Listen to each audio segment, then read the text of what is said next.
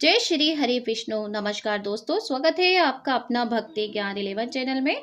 भगवान विष्णु और माता लक्ष्मी की कृपा सदा सर्वदा आप और आपके परिवार पर बनी रहे, इसी विनती प्रार्थना के साथ आज का वीडियो हम शुरू करते हैं। एकादशी का व्रत करे, हरि का ले नाम, संतान सुख का वर मिले, मिटे सभी संताप। आप सभी को पौत्र पुत्रदा एकादशी की हार्दिक शुभकामनाएं। पुत्रदा एकादशी, जिसे विशेष रूप से संतान प्राप्ति और सुख समृद्धि के लिए पूजनीय माना जाता है, ये व्रत संतान सुख ही नहीं बल्कि संतान के जीवन के क्षेत्र में शुभ फल प्रदान करता है। अभी तक आप सभी लोग जान चुके हैं कि 10 जनवरी 2025 दिन शुक्रवार को पौष पुत्रदा एकादशी का व्रत रखा जाएगा। इस दिन भगवान विष्णु की पूरे सच्चे भाव से पूरे विधि विधान के साथ पूजा आराधना करना चाहिए। साथ ही भगवान विष्णु के मंत्रों का जाप करना चाहिए। तो चलिए आज के इस वीडियो में हम पौष पुत्रदा एकादशी की व्रत कथा प्रारंभ करते हैं। उससे पहले भगवान श्री हरि का नाम लेते हुए इस कथा को श्रवण करेंगे।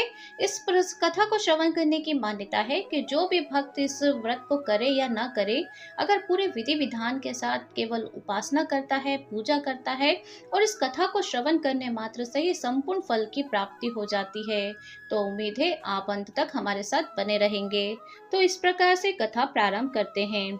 धर्मराज युधिष्ठिर कहने लगे कि हे भगवान, आपने पौष कृष्ण एकादशी अर्थात सफला एकादशी का महात्म्य बताकर बड़ी कृपा की है। अब आप कृपा करके मुझे पौष माह के शुक्ल पक्ष की एकादशी के विषय में भी बतलाइए। इस एकादशी का क्या नाम है, इसके व्रत का क्या विधान है, इसकी विधि क्या है, इसका व्रत करने से किस फल की प्राप्ति होती है और उसमें कौन से देवता का पूजन किया जाता है। कृपा कर विधान पूर्वक सब कुछ कहिए। भगवान श्री कृष्ण बोले, पौष माह के शुक्ल पक्ष में आने वाली इस एकादशी को पौष पुत्रदा एकादशी कहा जाता है। इसमें श्री नारायण भगवान की पूजा की जाती है। विधि पूर्वक इस व्रत को करना चाहिए। इस चर और अचर संसार में पुत्रदा एकादशी के व्रत के समान कोई व्रत नहीं है। इसके पुण्य से मनुष्य तपस्वी, विद्वान और लक्ष्मीवान होता है। उसकी मैं एक कथा कहता हूँ, सो तुम ध्यान पूर्वक सुनो। पौष पुत्रदा एकादशी व्रत कथा प्रारंभ होती है। भदापापति नामक नगरी में सुकेतुमान नाम का एक राजा राज्य करता था। उसके कोई पुत्र नहीं था। उसकी स्त्री का नाम शेव्या था। वह निपुत्री होने के कारण सदैव चिंता रहा करती थी, अर्थात चिंता में रहती थी। और राजा के पितर भी रो रो कर पिंड लिया करते थे और सोचा करते थे कि इसके बाद हमें कौन पिंड देगा। राजा को भाई, बांधव, धन, हाथी, घोड़े, राज्य और मंत्री, इन सब में किसी भी में भी संतोष नहीं था। वह सदैव यही विचार करता था कि मेरे मरने के बाद मुझको कौन पिंड दान करेगा। बिना पुत्र के पितरों और देवताओं का ऋण मैं कैसे चुका सकूंगा।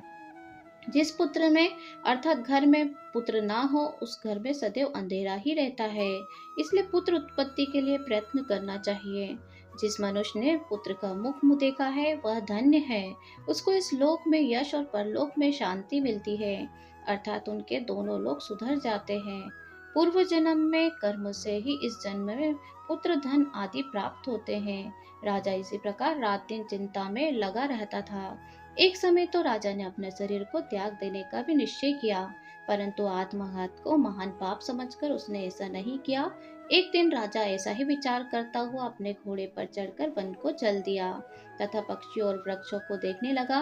उसने देखा कि वन में मृग, व्याघ, सुअर, सिंह, बंदर, सर्प आदि सब भ्रमण कर रहे हैं तथा हाथी अपने बच्चों और हथनियों के बीच घूम रहा था।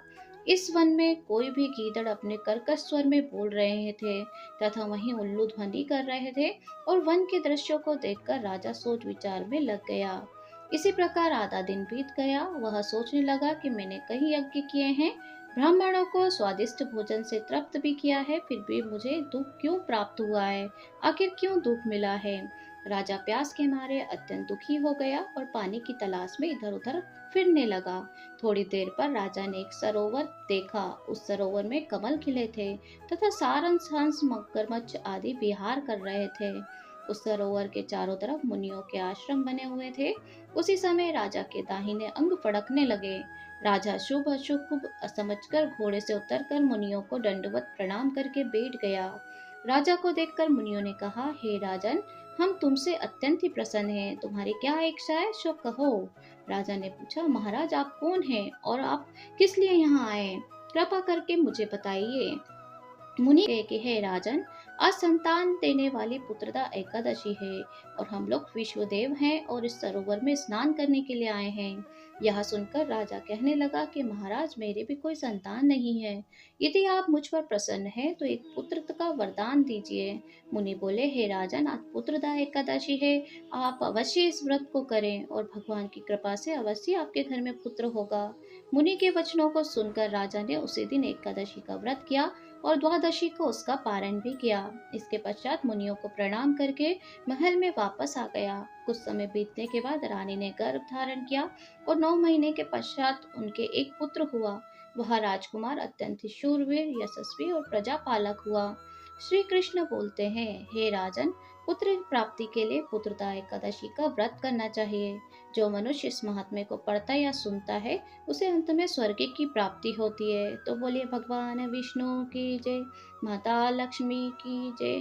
इस तरीके से पोष पुत्रदा एकादशी का अगर आप व्रत करते हैं तो अति उत्तम है। व्रत नहीं भी करते हैं तो केवल कथा श्रवण करने मात्र से ही आपको उत्तम संतान की प्राप्ति होती है। निसंतानों को अर्थात निदंपतियों को पुत्र की प्राप्ति होती है। अगर आपके पास पुत्र हैं, पहले से ही आपके संतान हैं, तो आप उनकी रक्षा के लिए, सुख समृद्धि के लिए, उनके प्रगति के लिए ये व्रत जरूर से धारण करें। अगर व्रत नहीं भी कर पा रहे हैं, असमर्थ है, स्वास्थ्य संबंधी परेशानी है, तो कथा को जरूर से श्रवण करने से आपके सारे इच्छित मनोकामनाएं पूरी होंगी। इस तरीके से आप व्रत करें या ना करें, एकादशी पर, पुत्रदा एकादशी या कोई भी एकादशी होती है तो आपको व्रत कथा जरूर से श्रवण करना चाहिए, जिससे भगवान विष्णु की विशेष कृपा प्राप्त होती है। आइए अब आपको बताते हैं एकादशी पर तुलसी से जुड़े कुछ उपाय, जिसे करने से भगवान विष्णु और माता लक्ष्मी की कृपा आप अपने ऊपर पा सकते हैं। नंबर 1, एकादशी के दिन तुलसी को लाल धागा बांधना चाहिए। मान्यता है कि ऐसे करने से भगवान विष्णु शीघ्र प्रसन्न होते हैं और विशेष कृपा बरसती है। एकादशी के दिन नंबर 2, माँ लक्ष्मी को प्रसन्न करने के लिए तुलसी को श्रृंगार का सामान अर्पित करना चाहिए। इससे माता लक्ष्मी प्रसन्न होती है और भगवान विष्णु का भी आशीर्वाद मिलता है। नंबर 3, आर्थिक तंगी से छुटकारा पाने के लिए एकादशी के दिन स्नान ध्यान करने के बाद भगवान विष्णु और माता लक्ष्मी की पूजा करें। पूजा के बाद गाय के कच्चे दूध से तुलसी की मंजरी मिलाकर भगवान विष्णु का अभिषेक करिए, जिससे भगवान विष्णु आप पर अपनी कृपा दृष्टि हमेशा के लिए बना लेते हैं। नंबर 4, माँ लक्ष्मी की कृपा पाने के लिए एकादशी के दिन भगवान विष्णु और माँ लक्ष्मी को मंजरी युक्त प्रसाद अर्पित करना चाहिए। नंबर 5, एकादशी के दिन तुलसी पर 11, 21 या 51 दीपक जलाकर तुलसी चालीसा का पाठ करना चाहिए। मान्यता है कि ऐसा करने से आपको नौकरी में आ रही सारी बाधाएं, विघ्न बाधाएं समाप्त हो जाएगी। नंबर 6, एकादशी के दिन तुलसी का पौधा दान करने से धन्य धान में बढ़ोतरी होती है।